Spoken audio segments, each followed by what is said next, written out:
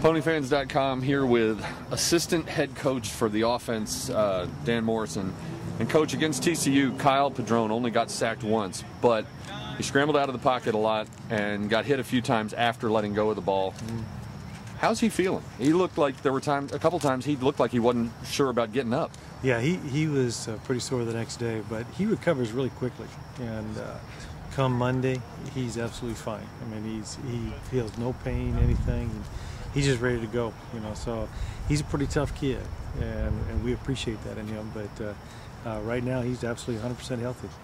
Every week this season, including after the game a couple weeks ago when he threw 4 touchdowns, he has said that he and his receivers are close to clicking, but not quite there yet. Yeah. From your standpoint, what does that mean when they start clicking, and what does he still need to? What does the offense still need to fine-tune to get to that level? Well, it's getting to the point where they understand one another so well. And in fact, I was talking to Kyle yesterday about it, that the quarterbacks that have really begun to understand this offense to the point where it becomes incredibly productive, they go beyond understanding the offense. It becomes enmeshed in them. They and the offense become one and the same, so that they react so quickly. They're not thinking, the process is not thinking through it as much as just reacting, because they understand so well. That just takes some time. And when the receivers and quarterbacks get on the same page, then it starts, what you'll see is the ball's going to come out faster. And you're going to see it more definitive in the routes and the decisions in the ball. Anytime you see hesitation, you know, they're still at that point where they're just not quite sure. And they're getting there, and they're getting better. And when they get there, they're going to be awfully good. But that's really where you'll see the difference, is the ball will get out faster, and the routes and the balls will be more definitive. So the idea that he doesn't have a security blanket like Emmanuel Sanders there, that's not really accurate? No, I think Emmanuel was someone that he felt real comfortable with, but I think he feels real comfortable with these guys too. He's thrown hundreds and hundreds of balls to, you know, Cole and Darius, so they're very comfortable. It's just in game time when the lights go on and all of a sudden there's just a little different body over there and it's a little different look. There's that little hesitation, and that's just time, you know. And he's still very young in his experience as a quarterback, you know, given how little he played in high school and how young he is, you know, because he's going to have to grow through that process, but he works very hard at it, and he'll get it sooner than probably any quarterback we've ever had.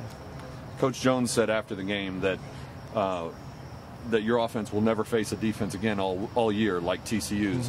Was that more of a nod to the scheme that they run, or the personnel, or both? And what's the biggest thing that your offense learned from the experience of playing them the other night? Well, I think the two things that TCU does, and Boise State was like this in the same vein. They had very good kids playing a nice scheme, but they were very well coached. So they all kind of collide, and that makes it really difficult when you're still young and learning. You know, you play some defenses sometimes that maybe they're not quite as talented, but they're well coached, or they have great talent, but they're not quite as well coached. But when they all collide, and that's why they're as good as they are, is that they're very well coached, they're where they're supposed to be, and they're very talented. Common misperception. We look out at practice and we see you working with the quarterbacks all day, but you are, after all, the assistant head coach for the offense, not just Kyle and JJ and Steve.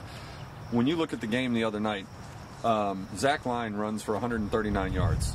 Which surprised you more, the fact that he put up a career high for the 3rd week in a row, or the fact that he chewed up 8.2 yards per carry against a defense that strong? Yeah, that's probably the thing that was, and surprise is probably a little bit too, you know, large a word, because right now he's become so talented and he's fit in so well with what he does, and it came out in a couple of runs. It's one thing when you catch him off guard and he, you know, pops it outside and there's air, but there were a couple of times where he actually collided with some people who are very good tacklers and actually bounced off of them or ran through them.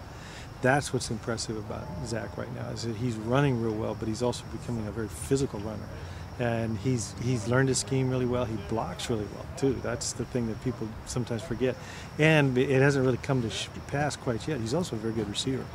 So, you know, those things are all going to start to evolve as you get a chance to see Zach over the long term here as a running back. He's a very talented young man. Now that you've gotten a chance to get into the Rice film a little bit, give us a thumbnail sketch, especially of their front seven. What do they do well, and what concerns you the most going into the game with the Owls this weekend? Well, they're very much like TCU. They're schematically they're shared in that sense, that they look like TCU. They do things like TCU. So and it's a good scheme. They play very hard.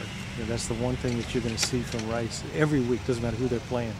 Their kids are running around all over the field. So they're going to play very hard. It's a big game for them at home. It's a conference game for them. It kind of opens that up for them. So they'll be fired up and ready to play, and they'll be playing about as hard as anybody we play. So that's the greatest concern, is that they are a very emotional, enthusiastic defense that's very difficult to deal with. You had the number 4 team in the country here on Friday, packed house, national TV audience. Do you worry about a little letdown in the intensity of your guys? And as a coach, how do you guard against it? Well, I think one of the things you have in this group as they're growing is there's a growing maturity amongst them, and I think they understand that. They love the environment. I mean, that was truly a college environment, last Friday night, and that I think was new for them, and actually new for the stadium. And it's something we hope we can start to replicate, because our players really feed off that.